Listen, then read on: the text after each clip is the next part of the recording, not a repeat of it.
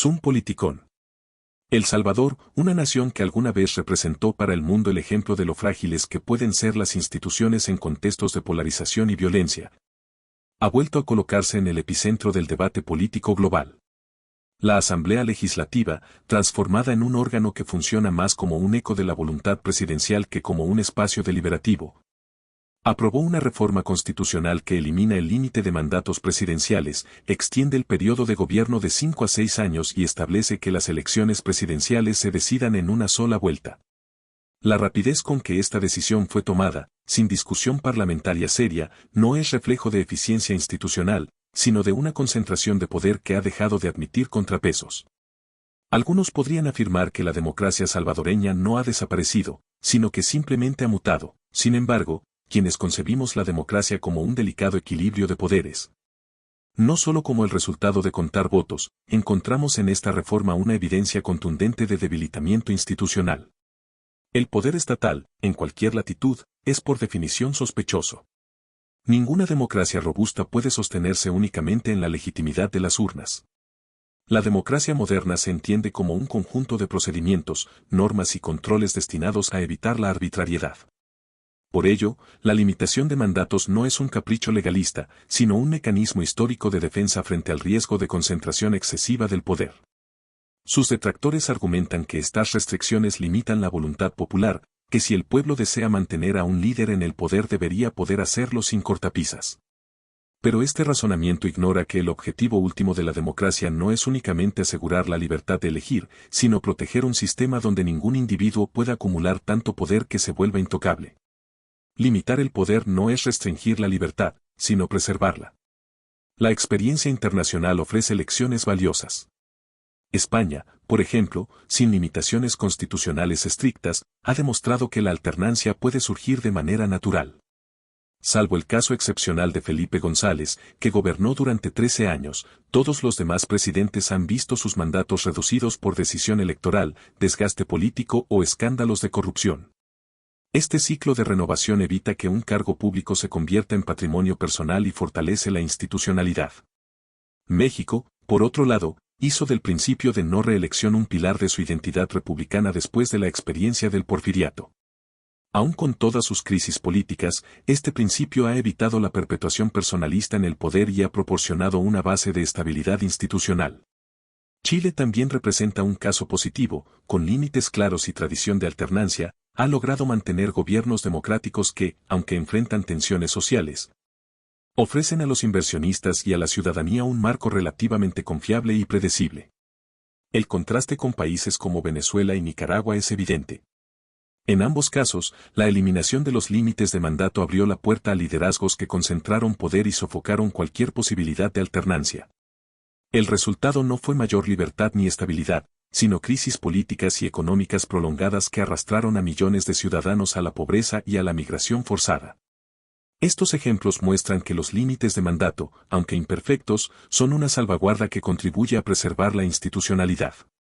Sin ellos, la democracia se convierte en un terreno frágil, vulnerable a los caprichos de liderazgos carismáticos que prometen orden y prosperidad, pero que terminan erosionando las bases del sistema.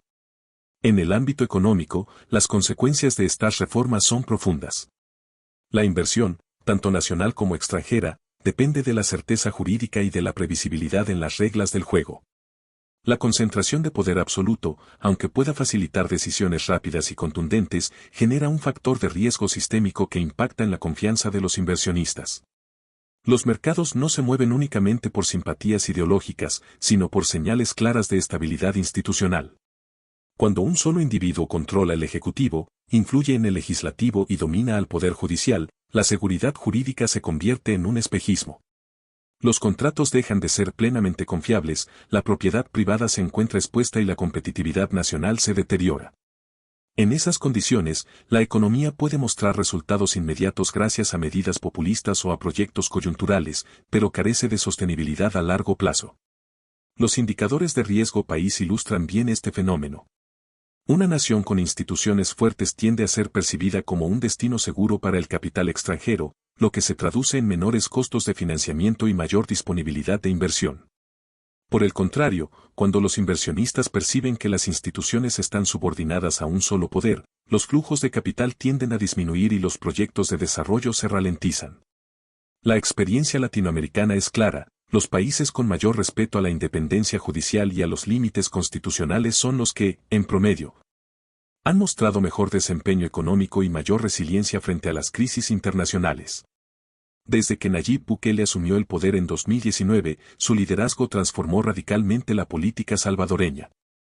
Su popularidad es incuestionable y se explica, en gran medida, por logros tangibles como la drástica reducción de la violencia asociada a las pandillas. Para una sociedad marcada por décadas de inseguridad, este cambio representa un alivio inmediato y comprensible. Sin embargo, este éxito, traducido en un respaldo electoral masivo, ha sido también el vehículo para reconfigurar el marco institucional a favor de una concentración inédita de poder. La destitución de los magistrados de la Sala de lo Constitucional y del fiscal general, la reinterpretación de la Constitución para permitir la reelección inmediata y la reforma judicial que obligó a jubilar a jueces mayores de 60 años son ejemplos claros de este proceso. Estas decisiones no son incidentes aislados, sino parte de una estrategia de consolidación de poder. Al controlar la Asamblea Legislativa, la Corte Suprema, la Fiscalía y otras instituciones autónomas, el gobierno ha reducido casi a cero la capacidad de fiscalización. Lo que se presenta como una modernización del Estado es, en la práctica, una reconfiguración que coloca a todas las instituciones bajo la órbita presidencial. La comunidad internacional ha manifestado preocupación, advirtiendo sobre los riesgos de este proceso. Sin embargo, estas críticas han sido desestimadas con el argumento de que no comprenden la realidad salvadoreña ni las necesidades de su población. El problema es que la historia demuestra que ningún líder, por más popular o eficiente que sea en el corto plazo, es inmune a la tentación del poder sin límites. Confiar en la integridad personal de un gobernante como única garantía de estabilidad política y económica es un riesgo demasiado alto. La experiencia comparada es clara, ni la popularidad ni los resultados inmediatos justifican la erosión de los contrapesos institucionales. Una república no puede construirse sobre la buena voluntad de un individuo, sino sobre reglas claras que trasciendan a las personas y se mantengan en el tiempo. Lo que está en juego en El Salvador es, por tanto, mucho más que la duración de un mandato presidencial. Se trata de definir si el país aspira a consolidar una democracia moderna con instituciones sólidas o si opta por un modelo de gobernabilidad centralizada que, aunque eficaz en el corto plazo, se erosiona con el tiempo y genera inestabilidad política y económica. Los inversionistas internacionales, los organismos multilaterales y, en última instancia, los propios ciudadanos saben que el desarrollo sostenible solo es posible cuando existe un Estado de Derecho confiable. Las experiencias de Chile y México muestran que los límites institucionales pueden coexistir con estabilidad política y crecimiento económico. En contraste, la deriva de Venezuela y Nicaragua confirma que la eliminación de contrapesos abre la puerta a la concentración del poder y a la ruina económica. En conclusión, concentración de poder en El Salvador no es un fenómeno aislado, sino un recordatorio de los riesgos que enfrentan las democracias jóvenes de América Latina. La popularidad de un líder y los éxitos inmediatos en seguridad no pueden convertirse en sustitutos de instituciones sólidas. La historia enseña que cuando la justicia, el legislativo y los organismos de control se subordinan a un solo actor, el costo siempre termina siendo mayor que los beneficios iniciales, se erosiona la independencia judicial. Se debilita la confianza internacional y se degrada la vida democrática. Un país no puede depender de la voluntad de un gobernante para sostener su futuro. La libertad, la estabilidad y la prosperidad requieren reglas claras y contrapesos firmes que trasciendan a las personas y contengan sus ambiciones. Allí donde estas garantías han sido debilitadas, como en Venezuela o Nicaragua, el resultado ha sido crisis políticas prolongadas, desconfianza económica y sufrimiento social. El Salvador, como otras naciones en encrucijada, debe decidir si quiere consolidarse como ejemplo de renovación democrática o arriesgarse a ser recordado como un caso más de retroceso institucional. Defender las instituciones no es un gesto pesimista ni una resistencia al cambio, es una obligación histórica con las generaciones presentes y futuras. Solo mediante contrapesos efectivos puede asegurarse que el poder, siempre tentado a perpetuarse, siga siendo un instrumento de servicio público y no un fin en sí mismo.